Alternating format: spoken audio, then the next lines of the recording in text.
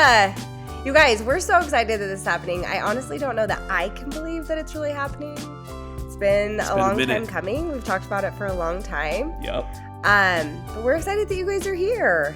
We are excited to be here. This is awesome. So, I'm Chelsea. I'm Bedford. And this is season 1, episode 1 of the Open Door podcast. Okay. Season 1, episode 1.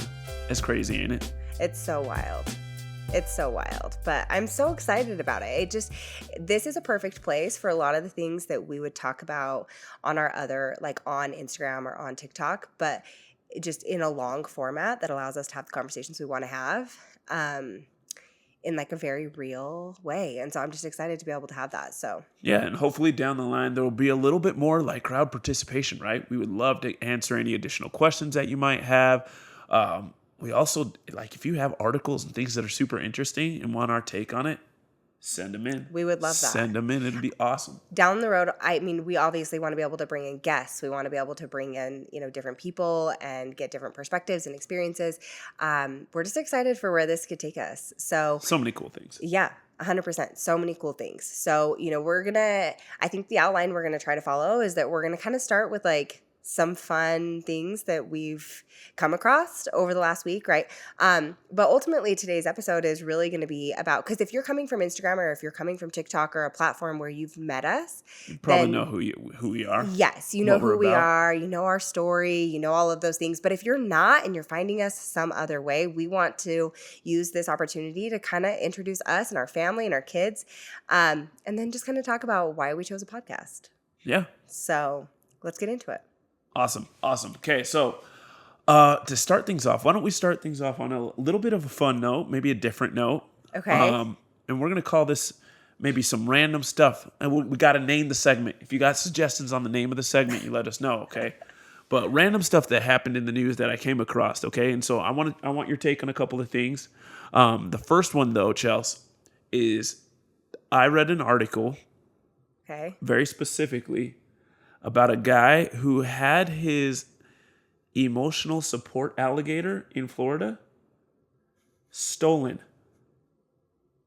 And now his emotional support alligator, which is now stolen, has been captured and released in the wild. And they're trying to find, I can't remember his name. Does it have a name? It does have a name, and a whole Instagram. It's crazy. Okay. I mean, my initial thought is, emotional support animals are supposed to provide like comfort and like supposed to like calm you down. And I just feel like if I was cuddling an alligator, it would probably go like not that direction. I feel like it would probably have, but maybe in a weird way, not it could. Intended purpose. No. Think about it real quick. Can you be worried about all the stuff that's stressing you out, like whether it's like finances, relationship issues, things that are going on with the kids, like health issues? Can you be concerned about that while holding an alligator? No, because now I'm concerned about death. Exactly. I think that's what it's about. No. Yeah. No. No. There's not a world where I just feel like, yeah, that's the thing. Like a puppy, baby chick. We came across an owl the other day, and I was so stressed. He was so stressed. I wanted to explode. I was crawling in my skin. He was so stressed. Which, that's the Haitian in him. His mom, like, birds are not it. They're not it. Absolutely not. And so just the idea of a giant alligator, because this thing ain't small. We're going to have to post pictures and have some notes here so you can see this. It's a big old boy. It's is big. Healthy. He's a big owl. No, I'm not talking about. I'm talking about the alligator. It's not like a baby alligator. It's not a tiny guy. Okay, see, that's what I'm saying though. Like, there is nothing about that scenario that is emotionally supportive. There's no positive emotion, no support. You cannot. Let the guy go. Let's let him be in the wild. I am wondering if he maybe. No. So what happened was somebody jumped into his pen, right? Because they take them to like nursing homes and stuff to emotional support. No, he does not. He Again, does not take a crocodile to an this, emotional support as like a pet to like a hospital yeah. or like a nursing home. That does not happen. So somebody jumped in, grabbed him, and then raced off and took this crocodile, which has a name that I don't have, to like a neighbor's house to prank him. Like, you have a giant crocodile in your yard, deal with it. Which that would like, that's the normal thing. Like, that's a prank, and now you're stressed. I can't. And then somebody from like wildlife, they called wildlife, or them people with the pets, the Yeah. animal people. They went and called them, and they they took him to like a reserve, and now the owner's pissed because he can't find his crocodile. And it's like, well, if he was really an emotional support crocodile or alligator, just go to the reserve and be like, hey, Timmy. Nah. Hey, Timmy. And Timmy should come through, right? I'm not on board with that. I'm not. Yeah, I'm out. It feels unsupportive. It feels emotionally unsupportive. I don't want that. So. Yeah, I'm out. I'm out. Nope. It's a no from me. Okay. So another topic. Okay. Something that I came across, and this is not near as ridiculous. Okay. But I read another article that was talking about how nowadays the rules that we had as kids in sleepovers are different. Yeah. Yes. But hold on, in a way that you wouldn't expect. Oh. Okay. Nowadays, it's cool to have mixed gender sleepovers. Nope. It's not cool. I'm just going to spoiler alert that for you right now. It's not cool. It's kind of like the word Riz really isn't cool, but like everybody says it's cool. You know what I'm saying? No, Riz is cool. It's short for charisma. As soon as 2.5 years later, I figured out it was short for charisma. That is so risky. Why would we not be worried about that as parents?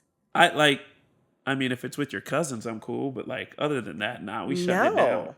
No. You can have a mixed gender sleepover at grandma's house with your cousins. No. I mean, yes, that's fine. But like, especially in a world where people are no longer doing sleepovers in general. Like, I remember growing up, my parents did a really good job about vetting where I was going. Mine didn't.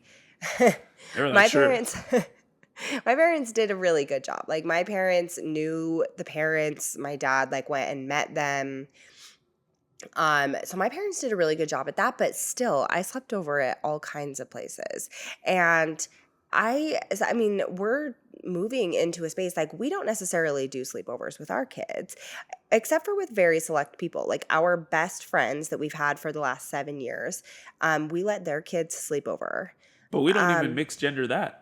No, there's only 2 of their kids that can sleep over. Well, we've considered, the youngest are 5 and they're best friends and they want to hang out all the time, and all the other siblings are getting sleepovers because it's not mixed gender. Yeah. And the 5-year-olds are wanting to, and I don't necessarily consider it an issue at 5 because generally we have all the kids here, right? So it's like all his siblings, all of our kids. But once they are a little older than that, like you have to start asking questions. I don't know why that would not be a question. And I don't know what that age is. And maybe that's a question for everybody to answer. Like, when would you be, where do you draw the line? What age? Like, because 5, obviously, they're cool. They're babies. They're completely innocent. There's nothing that could possibly go wrong. Do you draw it at 7? Well, but I also think you could draw that same line in the conversation when you're talking about your children sharing a bedroom with a sibling of the opposite gender even. Do you know what I'm saying? Like if you're living in go a little bit longer on that, like potentially. I mean, we have like you hear experiences from people where they were, in maybe inappropriately exposed to certain things by their own siblings. Like, and so it's like, and it's because there is an interest level in sex or even just sexuality of a human being. And I think that yeah, sure, maybe it could go a little bit further, right? But I think that for the most part, that line is like, when do children start to be more aware? Like, when are they starting to pay attention? Like, I think that that's more the conversation. But most certainly, I would not allow my children to come home from school and saying, hey, so-and-so at school is having a sleepover with boys and girls, like everyone in class. Like, 100% the Hard only place you are no. not going to be. Okay, Yes, I get outside and know. do some chores. We shutting that down. You're being punished for even Yeah, asking. that's a stupid question. Don't ask me stupid That's a questions. no. Yeah. That's a no. And honestly, I can't imagine. I guess you can. Like the world, is becoming a little bit more cautious, but also a little bit more progressive in a lot of ways. Like Hmm. they're becoming a little bit more like, and in a lot of ways that's great, but in a lot of ways it's also really dangerous. Like you're pushing the limit too far. I wouldn't do that. Okay. I like that. I like that. Okay, so the last thing that I think we Okay. should cover. This is the Okay. last thing before we jump into what you got on the agenda. Okay. Yeah, yeah. And you actually brought this up to me this morning, but Okay. I feel like we got to talk about it because as an influencer, this made me mad. I was Okay. furious. Okay. So you told me, and you could tell him a little bit about it, about the Okay. influencer who was offered 6 cans Oh of my tuna. gosh. 6 cans of tuna for her work. And I'm on a torn calf. If you know what's going on, we're at the gym. I'm supposed to be gingerly walking around, okay? Careful. And you told me this, and I was ready to fight somebody because He was that's so offensive. mad. He was so mad. Okay, so I actually don't know the influencer. I just saw it on like I just had seen it on something that she had posted, right? And essentially she had just said that a business had reached out to her for one reel, one post. So, and those are different in the sense that it's like a video and then like static photos, right? And then story frames. And in exchange, they were going to give her 6 cans of their tuna. So like not only is that company not purchasing tuna, which is It's so free cheap, tuna for them. but They it's done had their it. product that they are essentially telling her they will gift her if she would be willing to post for them. Now that like this conversation as a whole, just I actually received a message from someone on Instagram just saying like, I'm really curious to know how you make money as a creator. And that could be like a conversation for a completely separate day. Yeah. But all you need to know, and I think that common sense would tell you that 6 cans of tuna is like the most insulting offer I have ever heard. First off, Tuna's not going to pay my bills is all I'm saying. say that you don't appreciate and or care about what you are supposedly receiving in return by offering 6 cans of tuna. Like if somebody was like, hey, Bedford, you've got some really nice shoes. Can I trade you for 6 cans of tuna? I probably would still say no. Like even if they weren't 100%. like even if they were my broken Crocs. It would be rough. Like what am I gonna do with this tuna? Yeah. Like the value of my broken Crocs to me on my feet seem to be a little bit higher. I don't want to be walking around with my socks on the ground for Yeah. 6 cans of tuna. I don't know. I just we laughed really hard because I've gotten a lot of really weird like We got some requests. but here's the thing too is that it's like you absolutely have to recognize that there are certain businesses out there that just simply can't afford to pay a flat rate. And so we've gotten some interesting like requests for, product exchange or whatever, and that's totally fine. I don't genuinely think that there's anything wrong with that. However, I know that anyone can afford more than 6 cans of tuna. I mean, what? We could go to the store and buy 6 cans of tuna for like $6. Yeah. Like, So if this that, better be some nice tuna. You know what I'm talking about? like the best tuna Ooh, you've ever had. that tuna better be aged beautifully and smoked. Like now that I'm Literally, talking about, and I don't like, even like like that, tuna. What if she doesn't even like tuna? I don't know. Well, she's a fisherman, right? I'm Fisherwoman? I want to say yes, but maybe not. I don't know. It looked like that was maybe what That was her like page her was platform? about. I believe so. So But hear me ultimately, out. it doesn't really matter. We build a platform for years. We pay for trips to go fishing, guides, It's a no. cameras, all this. We get hundreds of thousands of followers. Maybe not, maybe 50. And after 9 years of doing this, or 5 or 3, somebody's like, yo, you've been putting in work and you got a big audience. I'm going to give you some tuna. Let me get some. It's Let a me get hard some for no. 6 cans It's a of hard tuna. no. I'm not on board with that. Yeah. In any way. All right, whoever you are, Mr. Tuna Man, turn your laptop off. Like change the name of the stop. company, let somebody else run Stop. it. You done. Like cut it off. We're not. Cut it off. Oh my gosh. Tuna. That's a no. Those are fighting words. Yeah, genuinely, genuinely. And she actually said that in her post. Like, she was like, normally I would block out the business name just like out of respect for them, but like not this time. Nah. How Like, dare you come to me with that? How dare you? I actually texted that to my manager this morning and was just like, please look at this because it's so unreal. Like, that's so unreal. I can't. All I this tuna can't. talk got me hungry now. I was starving Yeah. before I even started this. Probably So. should have eaten. Best practice was to eat beforehand. But here's the thing, like, we're on such a structured schedule. Hey, where's mine? No, Oh, there no, it is. yeah, you can give that to me. Okay. Okay.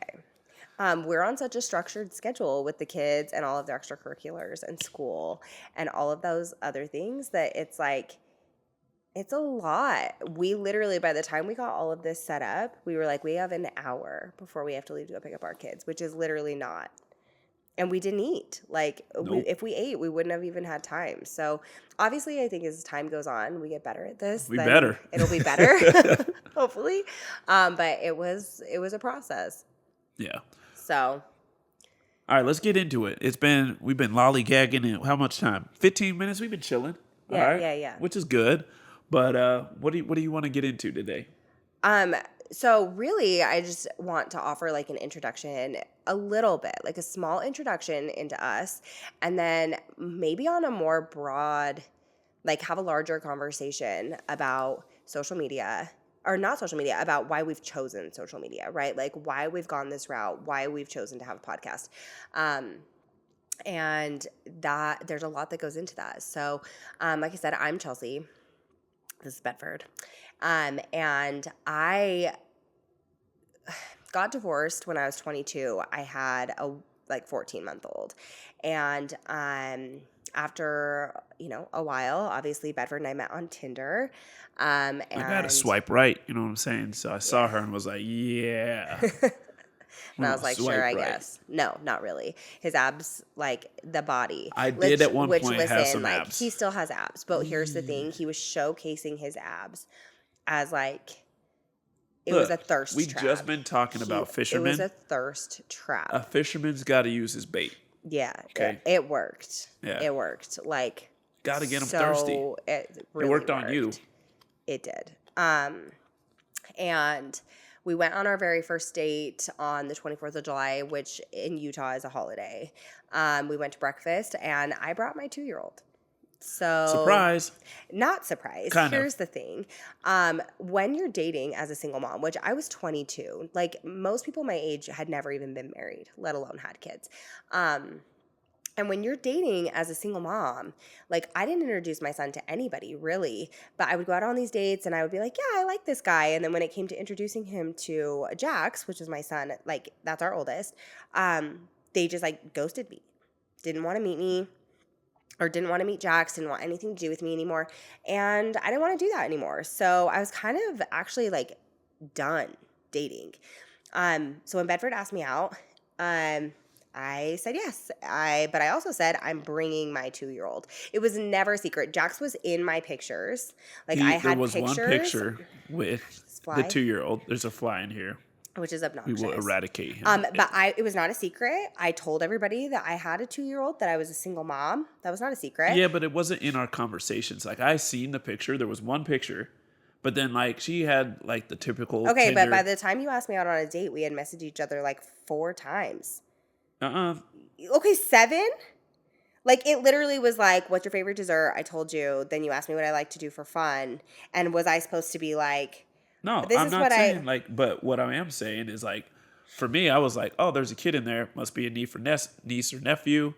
No. Wasn't. And then...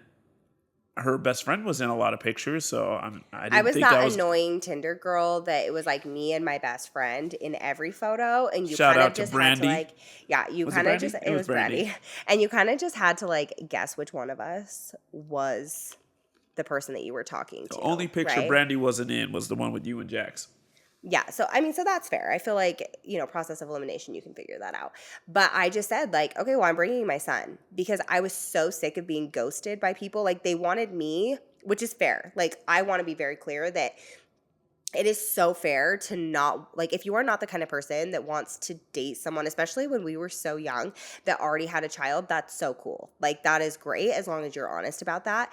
But I feel like a lot of the guys that I went on dates with were not really honest with themselves about what it meant to date a single mom. So they Yep. wanted to hang out with me, and like, listen, I'm so cool, right? Like, I'm very cool. I'm super fun. Give her a 7 out of 10 in coolness. Wow, thank you. That's pretty good. Um, what are you giving me yourself? An 8.6. Okay. So anyways, I went out on all these dates, and like guys wanted to hang out with me. But then when I was like, okay, well, like I have a kid, which you knew, let's meet him. Like, would you be okay if I brought him this time? Then it was a no, and they would just never talk to me again. So I just figured he'd say no. Like, I was like, yeah, we can go out, but I'm bringing my 2-year-old. This fly is going to ruin our lives. Oh, that's fine. I'm going to let it be. And he said yes. And so we went out to breakfast, and that's kind of all she wrote, actually. Yeah, pretty much. We ended up dating, and now we're married, and we've got 4 other kids for a grand total of 5, which is a lot. So many. So many kids. I know there are a lot of people that have more kids, like, and that's I don't know how y'all do it. I know. I'm tired. Oh my Get him. gosh. All right. Oh my gosh, that fly is We're going going to to kill jump us. on Amazon. Okay. Episode 1 of season 1 of our podcast is now sponsored By this fly. by a fly swatter that we're about to pick up on Amazon, okay? Oh my gosh. Do you need to get rid of flies? We've got just the tool Yes. for you. Yes, Soon. I do. Yeah. Oh my gosh, there's so many Golly. flies. It's just the one. Yeah, but they're all over the house. And honestly, that's just part of what comes with having a million kids, because they just run in and out of the Don't house nobody all close day, the door. every single day. No one closes the door. We end up with a billion flies. But anyway, we have 4 other children. So Jax is 13 now. He was 2 when Bedford and I met. So like, and then he had just turned 3, or he was about to turn 3 when we got married. We got married after 8 months of dating. And so Jax is 13 now. We had Riker. Riker's a honeymoon baby. And we had him the same year that we got married, because he came 2 months early. Yep. He was a He preemie. is, he's almost 10. And then Maya is 7. She's a birth control baby. We had really great luck, by the way. Yeah. I was on birth control when I found out I was pregnant with Maya. She's 7. Naomi is 5, which we frequently call her Mimi. So don't get that confused. Mimi and Naomi are not different children. And then Sloan, our baby. who is almost 3. She's almost 3. She's the one we had to pawn off so that we could actually get this done. So Yeah, shout out to our sister-in-law. She watches her while we record, because, you know, you can't pick up literally anything in the background. And she would not let this happen. So that's our family. And so get back to the question: why social media? Why are we doing a podcast? yeah, so I mean, I feel like the introduction to our family is valuable, but I do think that so I've been doing social media for 5-7 years. yeah, I mean, A couple breaks. it's hard to say, because when you very first start social media, unless you have like a coach or someone that is going to help you or like give you instruction, you can't really say that you do social media. Like, you are building towards something. So like the first couple of years that I did social media, I actually did fitness. That turned out to not be the niche for me. And I'm grateful that I did not go down that track, because I'm currently in a yes, I work out, but I don't love it phase. So that would have destroyed my business. But so I've done social media, for about 7 years total, but I would say that I started making money about 5 years ago. And now it's our full-time job. But I mean, I guess I'm going to let you kind of decide, like, have the conversation about why it became our full-time job. Oh, for sure. So, like, and quite frankly, if we're honest, she was making pennies 5 years ago, right? We're not stacking a ton of paper. No, But not at all. what we did realize, though, and I think we had conversations about it over and over and over, was like, hey, this is something that has huge potential. And when you get to know a lot of people and a lot of friends, you're like, this is something that really could pop off and do a lot of great things for us. But for me, I always wanted to be let's be honest, like I always wanted to be the primary provider. I always wanted to provide that safety net for my family and be able to make sure everybody's okay. We had a battery die, so on like the bigger camera. So now we're up and rolling, and we'll just jump right back in. Yes, sir. Okay. So what we were talking about, I've always wanted to be like a provider, and I've always wanted to take the safe route, right? So right out of college, me and Chelsea had a long discussion. We were like, okay, what are we going to do? We've got a couple of options. There are some things that you are good at. You're good at sales. You have a passion for creating and doing different things, especially like audio visual and or just like you feed off of like creating. And I'm not necessarily the greatest at it. I'll be the first to admit that, but like it's fun for me. It makes me happy. But right out of college, we like, let's go for the money. We went into sales. Okay. So we go into sales and I do okay. I do great. And then I get a sales job. But the best thing about sales is the worst thing about sales. You are king when you are up. And as soon as you are not up, like you are chopped liver. Yeah. Well, and I think that with the industry as a whole, it was like, when the market is right, they hire on a ton of people to be able to Gangs of handle people. the workload that is in front of them. But then as soon as the market drops, they just drop everybody else with it. And it was a roller coaster. Right? So here I am. I've decided to do something that I'm good at, but don't necessarily love. Like I don't wake up in the morning like, woo-wee. I'm so excited to sell doctors to hospitals or survey software or apartment software. Like I didn't wake up thriving and like thinking I'm going to have myself such Or that a I'm like day. really making a difference. Yeah. Right. I didn't care. But Right. I will say that like Bedford is an incredible salesman. He really is. He's so good at his job. It's because he's personable. He's easy to talk to. He's a good communicator. So because of that, sales was good for him. Like it worked. But what ended up happening is after making, I did really good at one place and decided, hey, we're going to go. And essentially got poached to a smaller company, right? And as soon as I got hired on there, I realized, well, things aren't moving the way that they kind of said that they were. But at the same time, we'll make it work. And within 3 months of being there, they were like, oh, hey, we hired too many people. We're getting rid of 25% of our staff. And so that happened on our anniversary. So I come up from the call. Like they did layoffs. The number they said it wasn't 25. It was like 23 or something like that. We'll call it 20 to be safe. They said, we're going to lay off 20% of the staff. I'm like, oh, snap. Now, I almost volunteered because I knew where I stood. I was like, I'm the newest guy here. Yeah. There's no way that I'm not getting laid off. And so Chelsea's like, well, are you getting laid off? I was like, oh, I'm done. I'm cooked. Like, I'm not even off of my ramping quota yet, So I go to another company, and this is what really turned the dial for me is, again, they have tremendous goals and they're really hyped on what they think they could do.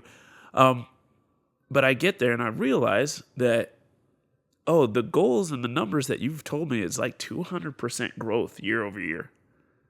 Like, we want to sell, your quota is going to be 5 million. I was like, oh, cool. After a while, I'm like, what did you guys sell last year? The whole team. They're like, 400,000. Perfect. Nice. Sounds so realistic. Super good. So the numbers just didn't make any sense. And then the rest of the team, quite frankly, I worked for an idiot. I'll call a spade a spade. Honestly, He's a clown. It was one of the worst experiences we've ever had in any job, in working for anyone. It was so toxic. There's no words for it. It was incredibly toxic. On the flip side, I'm watching Chelsea grow this little business of hers. And partially, it's because of how masterful she is at her craft. Like, she has put in the 10,000 hours. She's really, really good. But I also know that some of the inputs that I've been able to, help with along the way, just on the side, like, hey, what if we upgraded our camera so you could take better photos? Oh, yeah. What if we edited it this way? What if we approached it this way? pretty much all the tech stuff as well. Like, Oh, Bedford is the tech person. Any like the cameras, the sound, like the visuals, a lot of that is Bedford, and that like it's been a huge addition to what I have been able to build. It's been like the perfect way for us to move in and integrate together. right. So I'm over here like, I think that I can help the business. I think that is there fire ambulance? There's something There's fire outside. stuff going There's something outside. going on. Eventually, we're gonna have a studio. I'm just gonna put this out there. We're gonna have a studio. It's gonna be like soundproofed. I'm gonna have like a neon light behind me. You know, all the things that like. I'm gonna have a podcast studio. It's gonna be great. Just gonna put that out there. But so I'm looking at Chelsea. I'm like, she is killing her job. She's doing so good. And the things that I'm helping are moving the needle forward. And then some of the stuff that I can't do is holding her back. Okay. So we know that family content goes hard. However, I'm never home. He was traveling a lot for his last job. I mean, and when I say a lot, I mean it probably wasn't as much as was like other twice a month. spouses, but it was about twice a month. And Couple of sometimes it days. was, sometimes it was 2 days. There were a few though that it was like 6 or 7. And so he was gone pretty frequently. And it was really hard for me to create the content that really resonated with the audience that I had built without him. Especially And then- because like he just wasn't available even for me to have the time. I was constantly on my own trying to do the mom thing and the house thing and my job, and it wasn't working. Like it was working, We saw that it had potential. We did not have the ability to achieve that potential. Not at Maybe all. that's the best way to put it. Yes, absolutely. It was like, yo, this could work, but we can't make it work right now. Right. Right. So I get laid off from that last job. And partially it's because I ruffled feathers. There were some things that were going on there that I was like, you guys, this is stupid. This is straight up. And maybe this, like, I have a gift and a curse. I'm going to tell you how it is. Okay. Super awesome. If you really want to know it, how it is. If you don't, it's a curse. Okay. So, I'm over here trying to sell literally $1 million worth of software. And they're like, we're not going to do any trials. We're not going to do any sort of, probation period for people to figure out if it works for them. Right. Sweet. I'm supposed to sell $1 million worth of stuff and they can't take a test drive. I'm like, guys, this is clown behavior. Clown behavior. I've sold software for freaking 5 years. I know that we got to do this. They were like, nah, we ain't doing it. It's like, all right, whatever. And I tried to do it their way, but the whole time I'm like, guys, we got to come up with a solution. And I'm thinking, because the company's small enough that this feedback is supposed to help build us all up. Like we're growing something as a team. We're growing something right? as a team. You're not big enough to tell me that you're winning, and quite frankly, your sales are not telling me that you are anyway. Or the fact that you let go a ton of employees because you can't afford to pay them. Right. Right. So, like it was rough. So I'm thinking, hey, this feedback is going to be crucial for our future success as a team, as a squad. Ended up not working out that way. They completely disagreed with me. They were like, no, we will never, ever, ever have an ability to have people test run our software. You're going to have to just commit to $1 million software, and or you will be able to do a trial if you commit your 700,000 apartments. If you write in stone that if this software turns on, then you will then commit to it. I'm like, nobody's going to do that. Even if it has $1 million. Yeah, it could have all kinds of, it could not work, but if it turns on, you're going to do that. And I literally had people on the call just go like, I could never even bring that up to my seniors. And I'm sitting on there like. It was like a very conflicting situation to be in because you're being told how to do your job in the ways that, they want you to do it. But at the end of the day, it was not like, it was hard. It was really hard. And in the end, it just didn't even end up working out. Like, we ended up getting laid off again. Yep. Shortly after that. That's when it clicked, though. And I think that wound up being a blessing because I think the last time I got laid off, I was like, this isn't the safe route. No. And maybe can I ask you to share something that's probably a little bit more personal, but maybe would you feel comfortable even just talking about what your mental health was like through those years? It wasn't good, right? And sales is about swagger and confidence, right? Not only do you have to be confident in the product and confident in how you're delivering it, but you have to be confident in yourself, right? And so here I am getting laid off. over and over and over again. And all of a sudden it's like, am I actually good at this? Can I actually do it? And then it was like, no, I am. I have the track record. I have hit 100% of quota. It wasn't until I didn't miss. Like, I could do it. And I feel like, there was a long period of time where it was just really heavy. Like, Bedford's mental health took a huge blow. And I think that most men, especially, would agree, like, or, just even as the provider of a house or a home, I think that as a provider, you would agree that, like, that hit of, like, sorry, we don't need you or want you or can't take, and then maybe the weight of having to then turn and figure out how to then take care of your family, how you're going to put food on the table, like, and then I think it is a huge ask to expect someone to not tie that to their self-worth, right? 100%. And so, going through those years was really hard because when I met Bedford was like probably too confident. You know what I'm saying? Like the kind of confident that you're like, wow, that's a lot. I don't know that we'd say too confident, but it was a lot. And obviously I was okay with it, right? Like, but he was very like, oh, if I want to do it, I could do it. And I'll figure it out. That's fine. I got this. Like, and it was really hard because over the years, I watched as he got laid off, that part of him slowly just kind of disappeared. Like it literally was just like, and I felt like I was having to like inject and be like, no, this isn't you. You are great. You are good at your job. Like, sure. Could we all do things better at our job? Sure. But like, this is not a you thing. This is not a you problem. It was really rough mentally, emotionally. I think the biggest thing that was tough for me is yes, the swagger and the confidence started to dissipate. It was terrible. B, I'm not doing anything that I loved. No. Right? So I'm waking up literally just to do something to provide. Not even, like, I didn't even like it. Yeah. Like, well, and you weren't even being treated respectfully during that process. So it's like. Well, most of the time, we'll give, most of the time I was. There was quite a few people that treated me fantastically well. Sure. I'm just saying, But this last round. Oh, in this last round. Last round was like, you hated the job. You didn't love what you were doing. And the atmosphere was negative. The atmosphere was negative. And at the same time, like, story time, I'm literally feeling like I'm being sabotaged to a degree. Oh my gosh. To a degree. Not even to a degree. He absolutely was. Like, we'd jump on a call with a client. They'd ask very specific questions. Hey, can we do a free trial? I already know the company is going to say no to that. And then the guy who hired me, we will not name, goes on the call and says, yes, we can do that. I already know they can't. Like, I already know we can't do that. Not only do I know, I've been like, please let us do it. Wave the flag, right? And they've said no. Over and over again. So this clown says, yes, we can do it. Right on the call. To the client. And he's literally my chief revenue officer, right? And I'm like, I don't think we can do that. He's like, no, we can do it. Okay.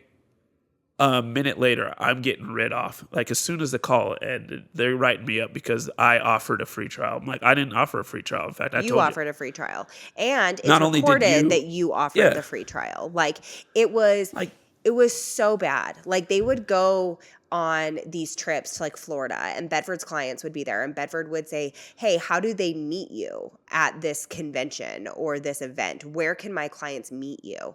And he'd say, oh, just have them book a time in my calendar. Bedford would say, okay. And then they would get his clients call him and be like, hey, where can I meet your boss? And he'd call his boss, and his boss would be like, hey, we're still at breakfast. And he'd be like, no, you're freaking not. Even worse, it was like a live text message with the client. The client is in the text message. I'm having breakfast right now. I'm like, okay. And Bedford's like, what? Like, this is my client.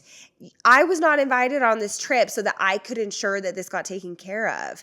But that's just like, you know what I'm saying? Like, it was hard because, and then finding the motivation to work was really hard because there was just nothing there, right? So ultimately, after all of that happened, we kind of just decided, like, we're just going to bet on us. We're not doing it. We're done betting on other people. We're done, like, kind of hoping that this works, you know, for that we find a job and that they actually like respect and care about us. Because, you know, the other thing in sales is like you have these commissions that you build up, and then Bedford would like get let go before they even paid those out. So we probably had like $100,000 in commissions in sales over the years that we've just never seen. And so you make all this money for these other companies or for someone else. You give your time, you take time away from your family, you're making all these sacrifices to show up for someone else. And then at the end of the day, you don't even get paid for it. So it was such a scary jump, but all at the same time, it felt like the absolute right decision. So immediately, like financially, we'll call a spade a spade. It's been rocky road. It's been fun. Yes. We'll call it fun for lack of better words. This fly. He's our emotional support fly. Yeah, he's our. But anyway, so it's been tough. Like, but emotionally, and like our family has been blessed by it, and it's been incredible because not even though we've been penny pinching, we've been tight. Yeah.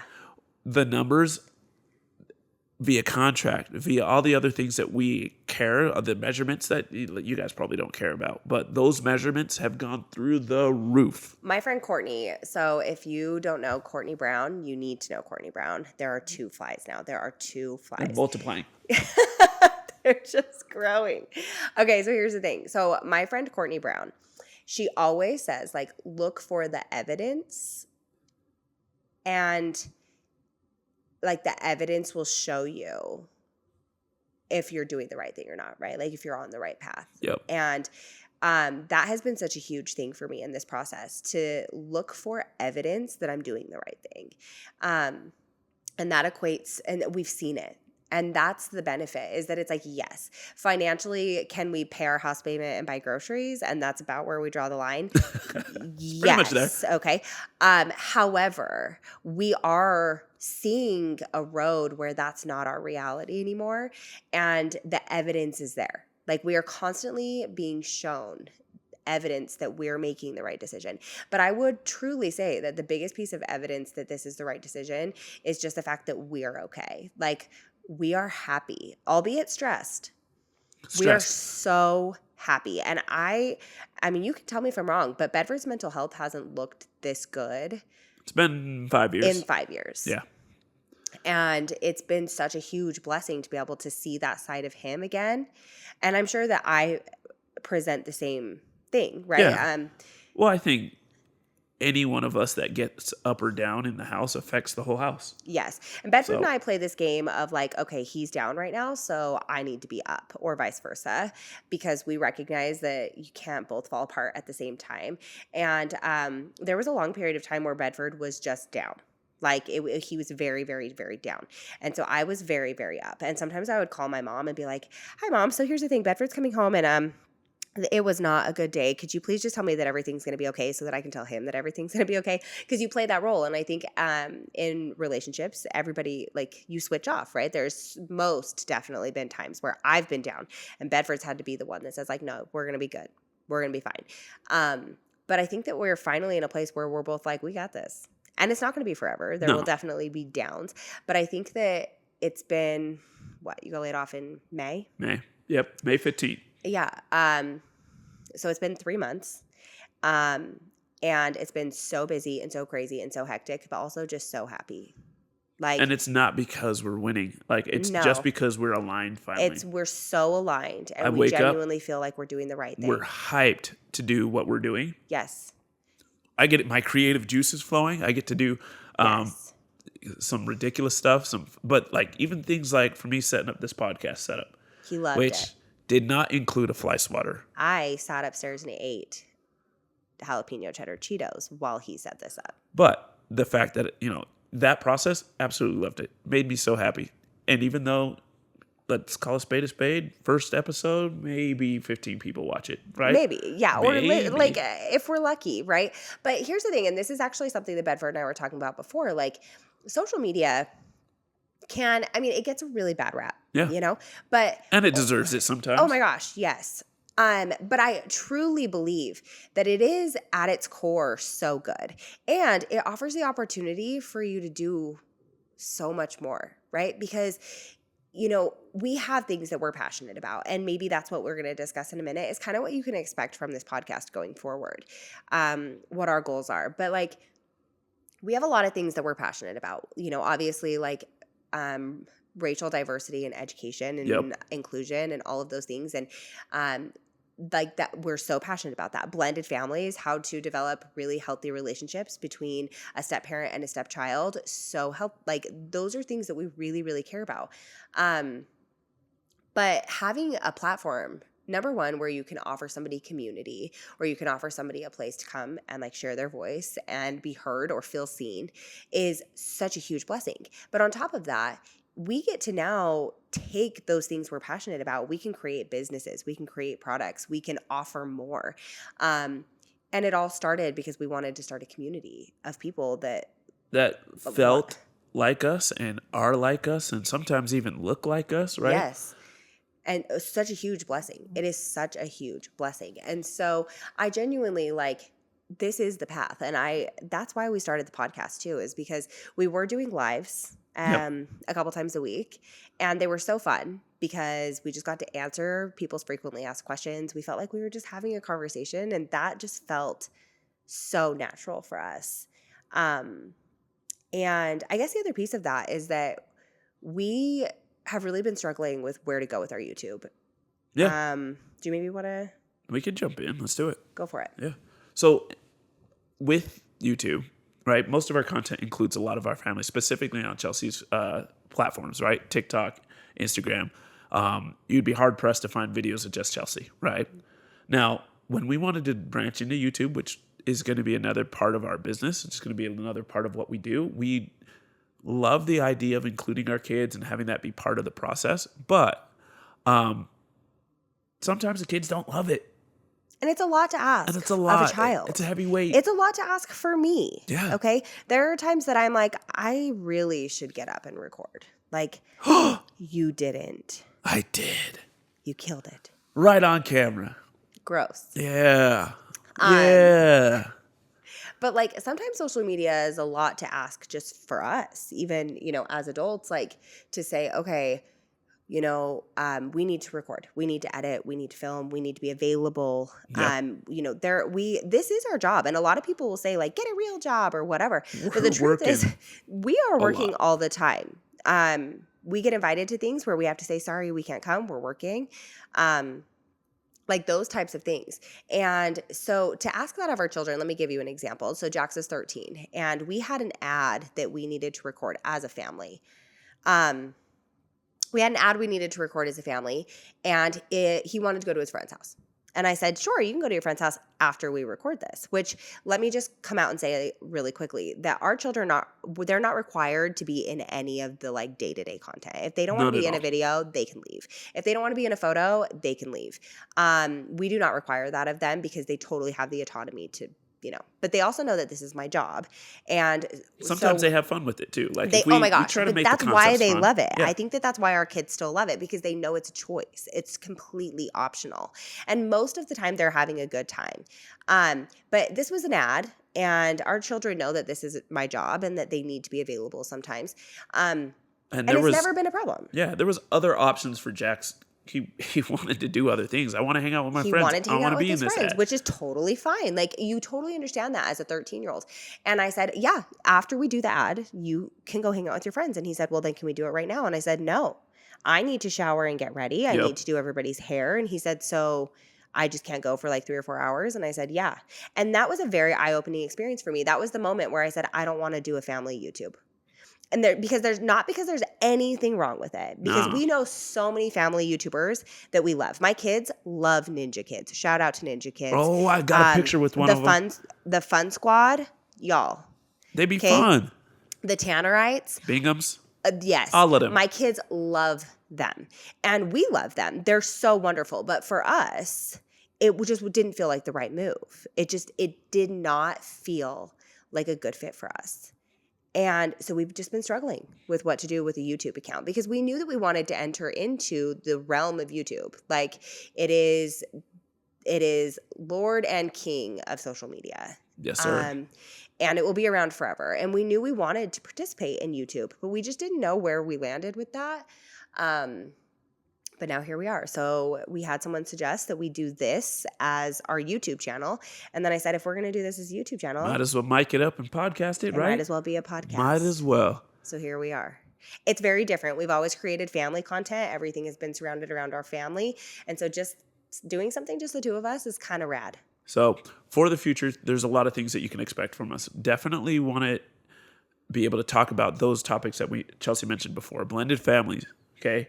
Being mixed and interracial. That's really important part of our platform. But then you're going to find fun things, right? We would love to have people pitch into random stuff in the news or ask questions, and we'll give you our hot take. We want to make it a fun time. And then hopefully we can be cool enough to invite people to join us. And I think it'll be great. Obviously with those two pillars, There's just a in lot to themselves, talk like about. a blended family or blended family and a mixed family, right? But in between those two things, there is a lot there. You can talk about divorce, you can talk about co-parenting, you can talk about all the things, and then like the mixed side of that. And our situation's different because one of our children is white and the rest are mixed. So how do you navigate that? And that's so fun.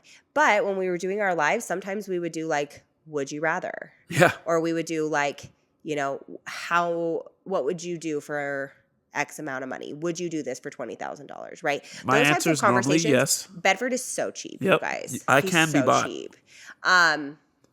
But those are such fun conversations. And so the layout of the podcast is essentially going to be, we always want to start with something fun that we either read in the news or like on social media, like something we've just come across that is funny, that is ultimately up for discussion so that you guys can be a part of that. And then we also want to do Q&A. So if you have questions, please feel free to drop them in the comments. You can also message them to us on social media. If you follow us there, we would be happy to have that there. We can discuss that. And then there will always be some topic of discussion that, we can chat about. But I think this solves a couple of problems for us. We definitely wanted to figure out how to get a YouTube presence, being that this is our job. Yes. Another problem that we had is people kept missing out on our lives, and they were bummed about it.